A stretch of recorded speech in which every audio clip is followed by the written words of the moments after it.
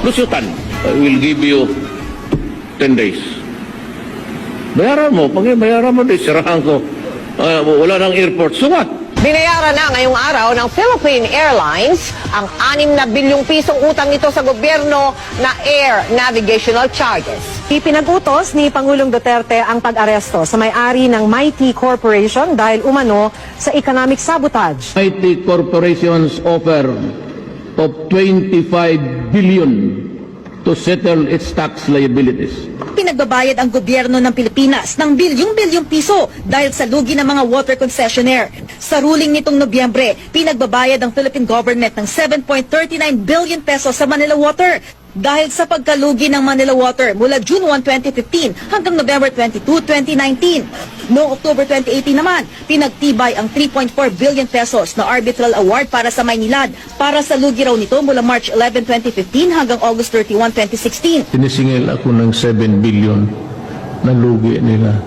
Sabi ko sa cabinet member, sila sekretary anyo, sabihin mo sa mga putang ina nila, ni 5 centimos, hindi ko sila babayaran. Bibirahin ko sila. Do not force my hand into it. Ipit-ipitin niyo ako ng kaso.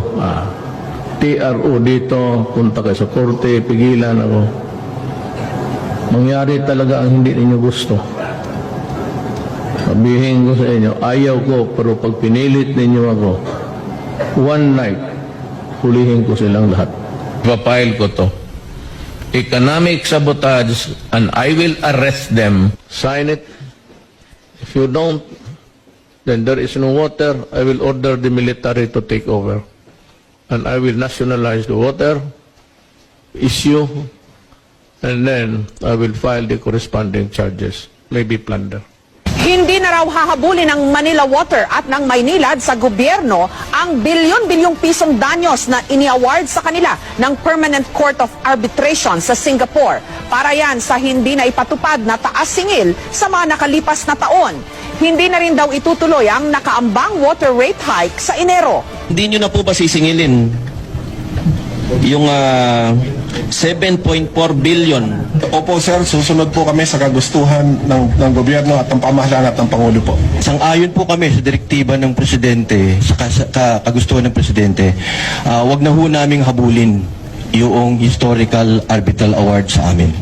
Hindi na rin daw muna itutuloy ng Maynilad at Manila Water ang nakaambang taas singil sa Enero.